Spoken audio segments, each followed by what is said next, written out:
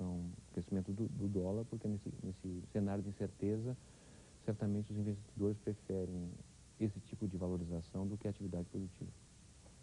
Nós estivemos conversando com o professor economista Márcio Postman. Professor, muito obrigada pela sua presença tão tarde, numa sexta-feira.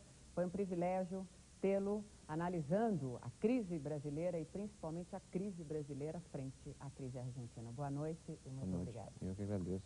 Parabéns pelo seu trabalho. E falando em trabalho, uma informação importante sobre a Petrobras, um assunto que nós vamos tratar daqui a pouquinho no próximo bloco.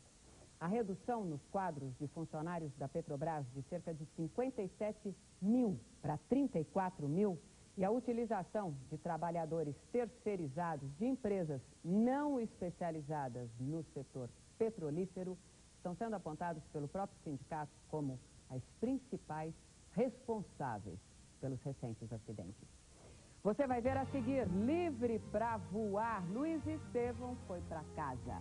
Projeto Genoma Brasil é líder na pesquisa de pragas. É só um instante e eu volto com as últimas informações sobre o acidente na plataforma da Petrobras.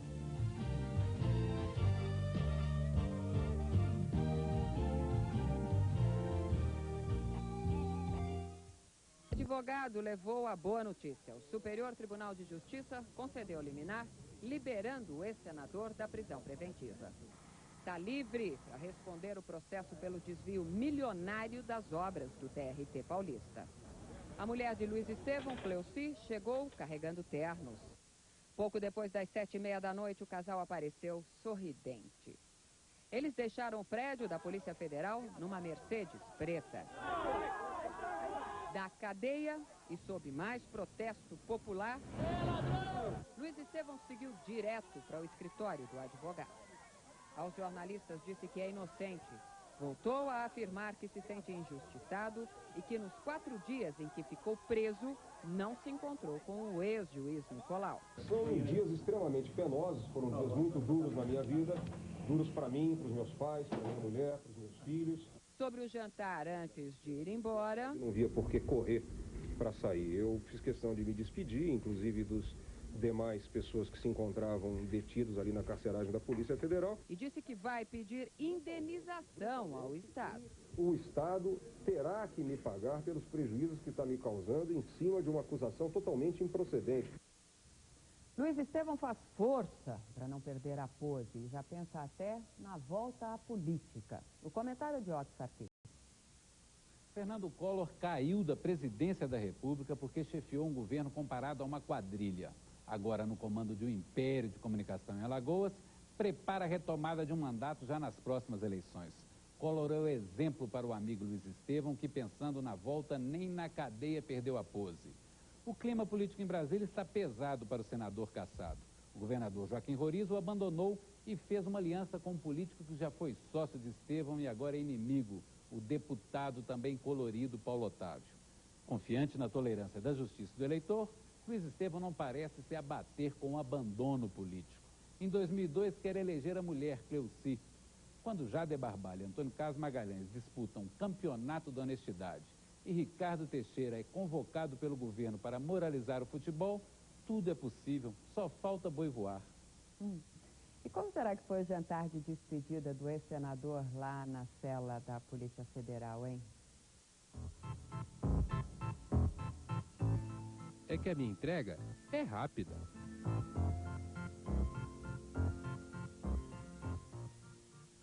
Poderoso Luiz Estevão.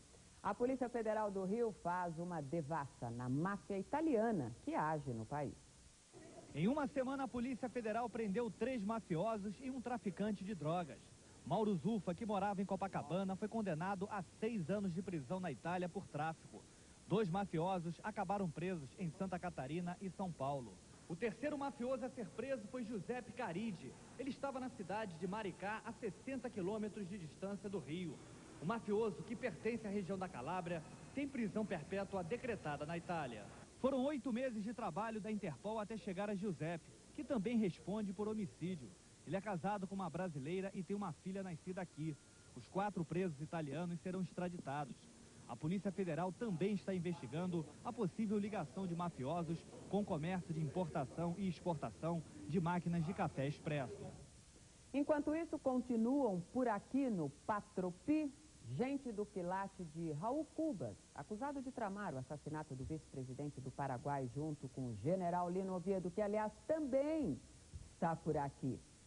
Temos também o ex-ditador paraguaio Afonso Stroessner, e sem contar, claro, Ronald Biggs, o inglês, o ladrão do trem pagador, que no Brasil gravou disco, fez propaganda e virou até consultor de segurança. Denúncia de tortura. Internos da FEBEM de Franco da Rocha, na Grande São Paulo, teriam sido espancados depois da rebelião de domingo passado. A denúncia dos promotores da infância e da juventude após analisarem os exames de corpo de delito dos internos. As imagens mostraram menores com várias marcas no corpo. 4 anos depois, a Justiça condena o Estado a indenizar a família de Mário Josino. O conferente foi morto por policiais militares numa blitz na favela Naval, no ABC Paulista. O Estado ainda pode recorrer. Cerco à febre amarela em Minas. Novos postos de vacinação foram montados nas estradas que levam ao centro-oeste do estado. Nós prevenimos que é remediar, né? Mais 4 casos de dengue na cidade de São Paulo. Já são 6. No estado já são quase 2.500. Barretos é o município mais atingido. E por causa do mal da vaca louca, todos os alimentos à base de carne importados da Europa devem ser retirados dos supermercados. A ordem é da Vigilância Sanitária. Por enquanto, é uma medida sem prazo para retirada da sua validade. 3 anos depois de ter entrado no projeto Genoma Mundial, o Brasil já é líder nas pesquisas sobre pragas agrícolas. Os pesquisadores já tinham feito a sequência dos genes do amarelinho, uma praga que afeta as plantações de laranja. Agora eles concluíram o sequenciamento dos genes da bactéria que causa o cancro cítrico. Uma doença que causa 200 milhões de reais por ano em prejuízos, só para os agricultores de São Paulo.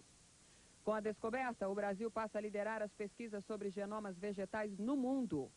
No final do mês, os 11 projetos de sequenciamento de genoma já desenvolvidos no país, inclusive na área do câncer, vão ser apresentados num congresso internacional aqui no Brasil.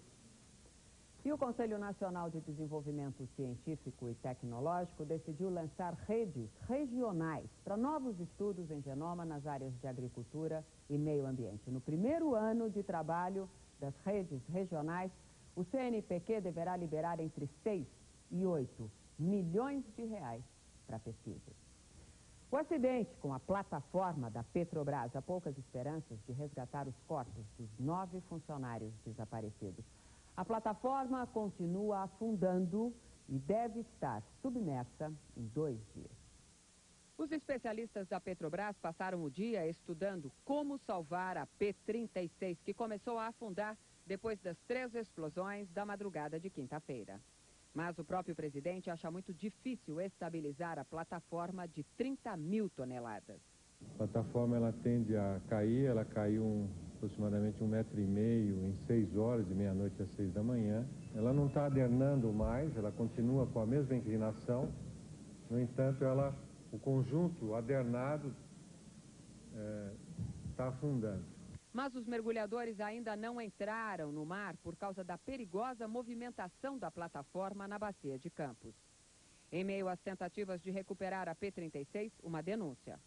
A plataforma teria entrado em funcionamento antes do período final de testes. Segundo o presidente da Associação dos Engenheiros da Petrobras, a empresa só cumpriu 3 dos 9 meses destinados aos treinamentos. Como o governo queria tomar o campo de Roncador da Petrobras para vendê-lo por essas licitações aí de R$53 mil, um bloco, a ideia foi manter esse campo, que é o melhor de todos, sob controle da Petrobras. E por isso teve-se que correr quanto tempo para botar essa plataforma em operação, e isso não permitiu que fosse feita a pré-operação ideal do campo. Eu não conheço nenhum caso de eu, pessoalmente, algum diretor, ter mandado passar por cima de uma regra técnica ou de tomar um risco desnecessário que o pessoal, os engenheiros da Petrobras, não tenham tomado. O acidente revoltou petroleiros de todo o país. De luto, eles organizaram várias manifestações contra a Petrobras. Na refinaria Duque de Caxias, Baixada Fluminense, os funcionários protestaram também contra a terceirização na empresa. Eles começaram a trabalhar com 2 horas de atraso. Em Cubatão, os trabalhadores da refinaria Presidente Bernardes levaram um caixão para o portão principal da empresa e protestaram contra os acidentes que acontecem na própria refinaria. Depois, fizeram 1 minuto de silêncio. Na Bahia, os petroleiros da refinaria Landulfo Alves fizeram manifestações nos pontos de ônibus da empresa. Esta foi no município de Simões Filho. Em Betim, Minas Gerais, a manifestação reuniu cerca de 100 trabalhadores na refinaria Gabriel Passos. Eles pediram mais segurança no trabalho, contratação de funcionários e o fim da terceirização. Está aqui. 2/3 do pessoal da P36 eram terceirizados, ou seja, cerca de 120 dos 175 trabalhadores não eram funcionários da Petrobras. A informação foi confirmada pelo presidente Felipe Raistu, que também confirmou que uma das plataformas da Bacia de Campos, a Espadate, opera com pessoal totalmente terceirizado. Você vai ver a seguir sarados de laboratório. Implantação de silicone agora também é coisa de homem. Sequestro de avião russo acaba com 3 mortos. É só um instante, eu volto com a Itália de Giuseppe Tornatore.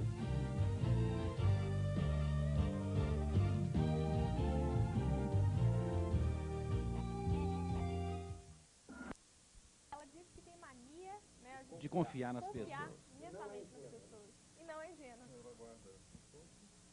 Esse é aquilo que nós já comentamos aqui várias vezes. O limiar é muito tênue nessa coisa toda.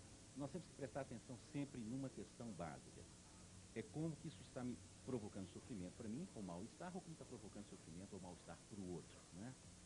Eu costumo dizer, às vezes, uma coisa que as manias e as obsessões, isso é uma anedota que vem do Oriente, mas eu vejo como toda anedota oriental com uma certa seriedade.